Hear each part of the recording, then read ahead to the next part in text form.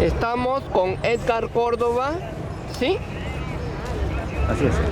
Presidente de la Confederación de los Afectados por la Minería de Huancavelica, con quien vamos a hablar sobre el evento que ocurre hoy día. ¿Por qué están hoy día acá? Cuéntenos. Bueno, señor periodista, muy buenas tardes y buenas tardes a todos los youtubers. Bueno, estamos acá por una marcha de todas las sangres de pueblo adentro, por esta injusticia, por esta tiranía que se han enquistado en el poder del Estado y por la proclama inmediata del profesor Pedro Castillo Terrones, ya que se lo declaren pues presidente del Perú. ¿Por qué crees que Keiko no se resigna? La respuesta es obvia, ¿no? Ha invertido tanta plata y la derecha pues está enquistada en el poder y no quieren soltar la mamadera, como se dice criollamente. ¿Cuáles son los planes de Pedro Castillo Terrones y toda su cúpula política al momento de llegar a Palacio de Gobierno?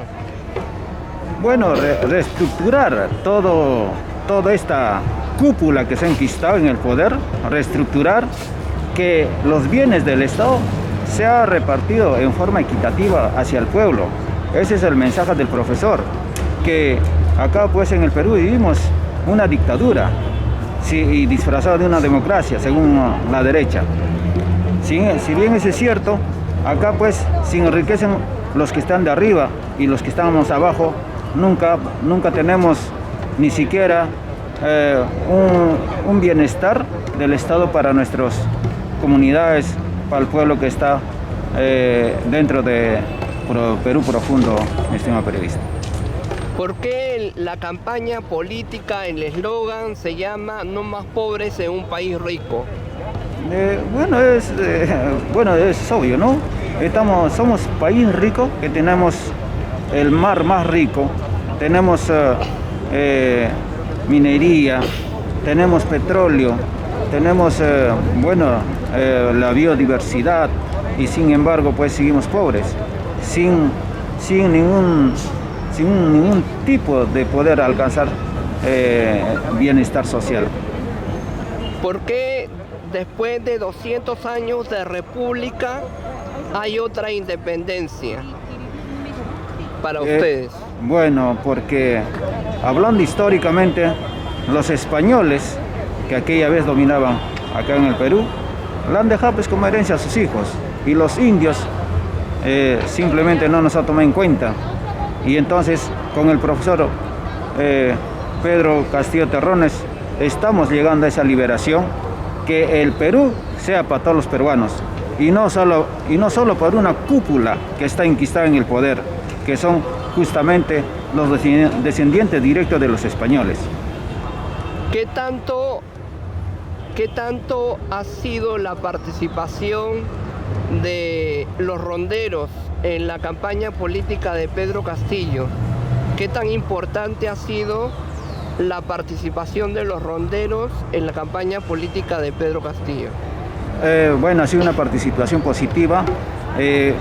Los ronderos, como tú sabes, imparten justicia.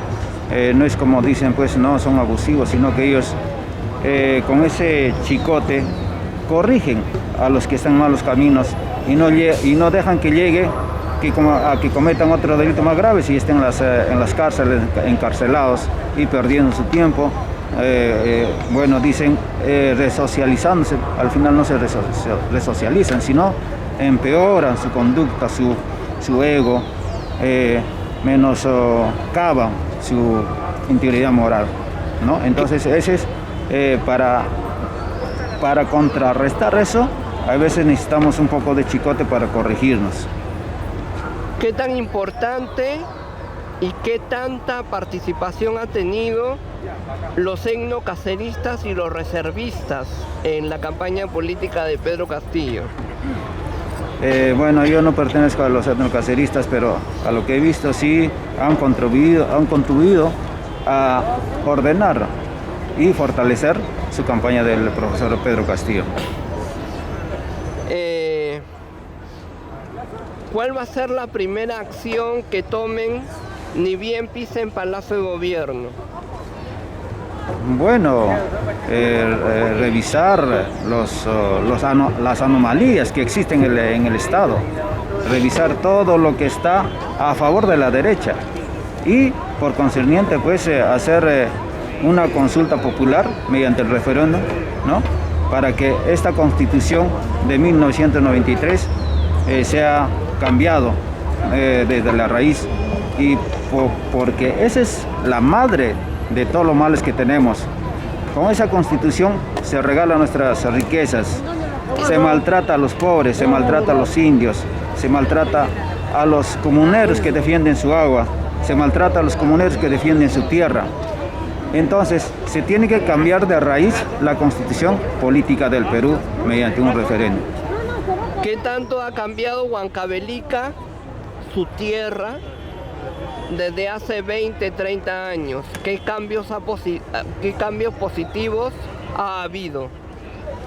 Bueno, pues en vez de cambiar para bien, ha cambiado para mal, porque toda la riqueza que sale de ahí pues se va para el extranjero. Por ejemplo, en el tema de Cobriza, la empresa Dorrán, toda la riqueza que extrae de ahí, bueno, pues llega a los bolsillos de un solo dueño que ni siquiera es peruano, es un estadounidense judío, ¿no? Que se lo lleva toda la riqueza, es un ejemplo. Y mientras mi pueblo sufre de hambre, sufre de agua, sus carreteras maltrechas, que para avanzar un tramo de 60 kilómetros se demoran 3-4 horas. O sea, estamos hablando 15 kilómetros por hora. Entonces, ese tipo de contratos no nos favorece, más bien al contrario, nos margina y nos pone en una situación precaria. ¿Usted cree que ha funcionado la ley de la consulta previa en los pueblos aborígenes indígenas del Perú, en la serranía, en el norte, en el centro, en el sur, en el Perú profundo, en el interior del país? ¿Ha funcionado la ley de la consulta previa?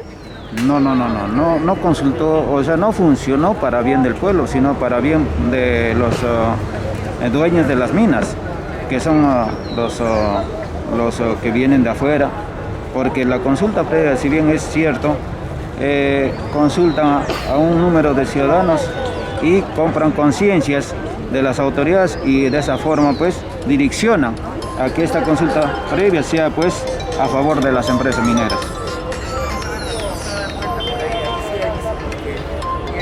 Señor,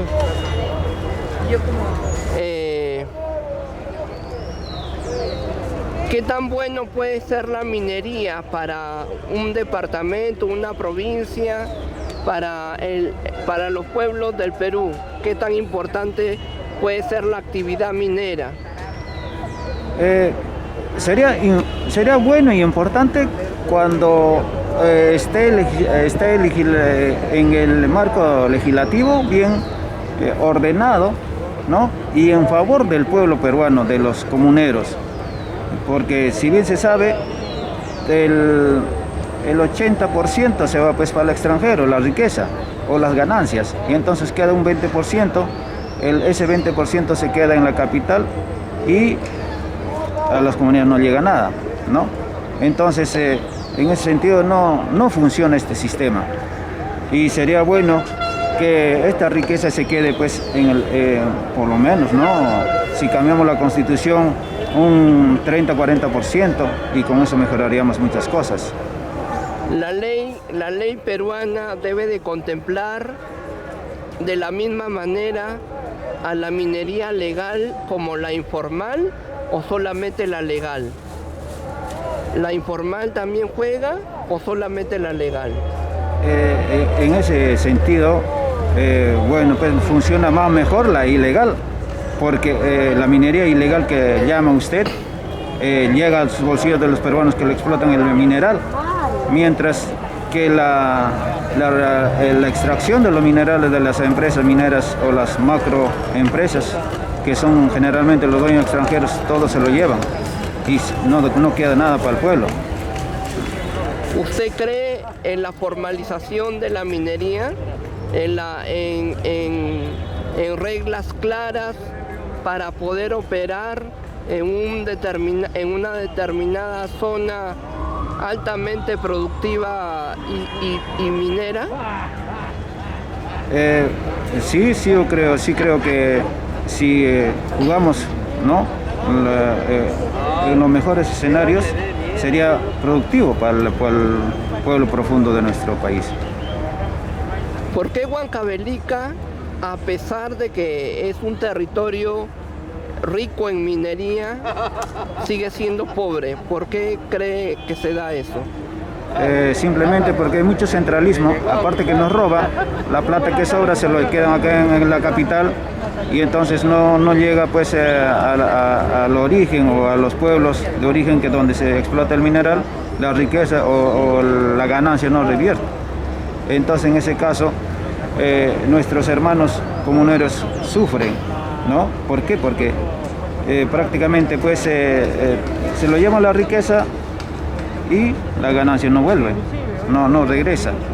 Entonces en ese sentido, bueno, pues no todos los pueblos queremos no ocurrir tan de repente, pero como estados federales que existen en Estados Unidos o México, donde la riqueza se queda en un estado federal, o en este caso en un departamento. Si ha habido centralismo en el Estado peruano y en todo el Perú, ¿cree que debe de haber desde que comience el gobierno de Pedro Castillo Terrones, una política de descentralización?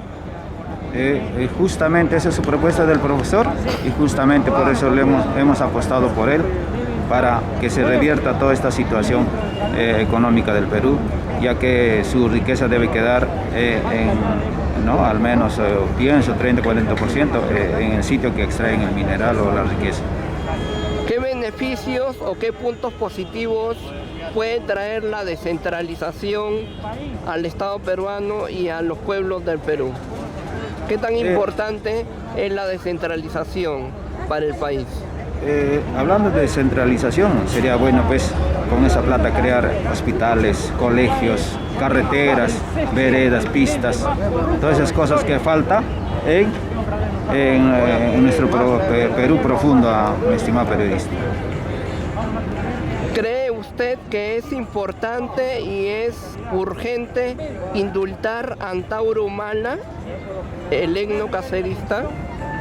Bueno, viendo desde la perspectiva jurídica, Antauro Humala ya debería estar libre, porque ya está con exceso de carcelería, sino que lo tienen apresados acá el sistema de la derecha, porque con los beneficios él debe estar libre ya hace 2-3 años atrás.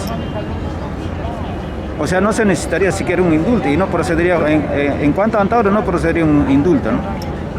Si se indulta a Antauro Humala, ¿cree que sería positivo indultar a Alberto Fujimori o no se da, no procede?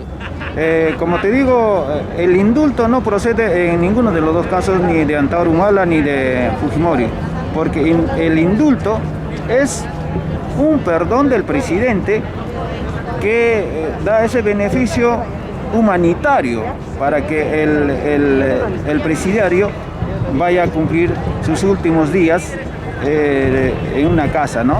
Faltando, eso se da en un caso de que el presidiario esté pues con una enfermedad terminal como el cáncer, y que lo detecten que por ejemplo le queda de vida pues 3 meses, entonces esa persona tiene que irse a su casa a morir. Pero en este caso nadie está en esa situación. Entonces el indulto no procedería ni para Antauro Humala ni tampoco para Alberto Fujimori.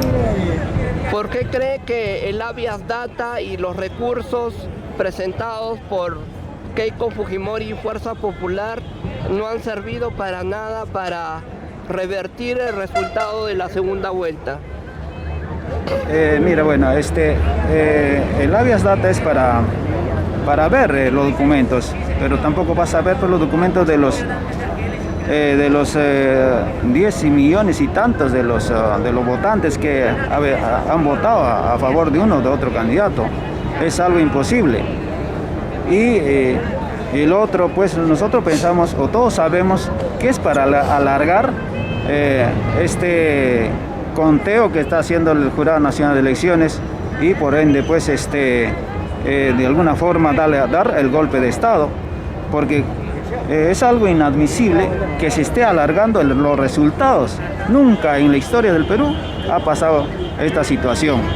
Entonces, como usted sabrá, bueno, pues ayer salió los audios, ¿no?, de Popo Olivera, ¿no?, donde que se estaba negociándose con los señores de acá del Jurado Nacional de Elecciones y habían pagado 3 millones a cada uno de ellos para que lo revierten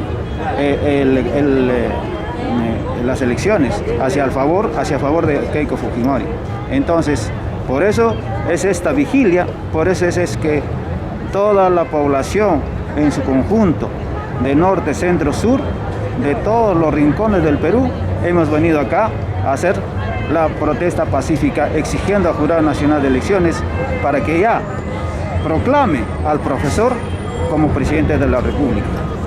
¿Cómo califica el terruqueo y la manipulación mediática que se dio en contra de Pedro Castillo Terrones como candidato presidencial en la segunda vuelta? ¿Cómo califica? Bueno, muy malévolo, pues, ¿no? Siempre les ha funcionado eso, pero en esta vez no les ha funcionado porque ya la gente o los peruanos se han dado cuenta que el terruqueo ya no funciona. ¿Por qué? Porque si estás a favor de la izquierda eres terruco, ¿no? Yo me pregunto, si estoy a favor de una política que no está acorde de ellos, ¿soy senderista, soy terruco? No creo. En ese sentido, pues, como vuelvo a decir, la población entera se ha dado cuenta que el terruqueo ya no funciona ya. ¿Cree usted que Keiko Fujimori va a intentar candidatear una vez más en el 2026? Mira, se le viene a la señora Keiko Fujimori una sentencia de 30 años por la misma situación de que ha actuado mal, ¿no? Entonces, pues creo que el fiscal le está pidiendo pues 30 años de cárcel, y entonces pues de acá a 4, 5, 6 meses vamos a estar viendo una Keiko Fujimori dentro de la cárcel. Entonces, bueno, el 26 no creo que postule, a no ser que postule desde la cárcel.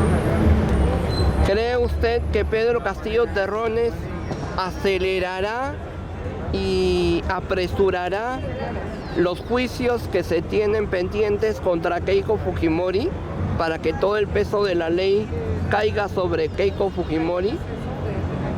Bueno, en mi concepto de ver no creo, porque no tendría ninguna injerencia, ya que de eso se encarga un poder del Estado, que es el Poder Judicial.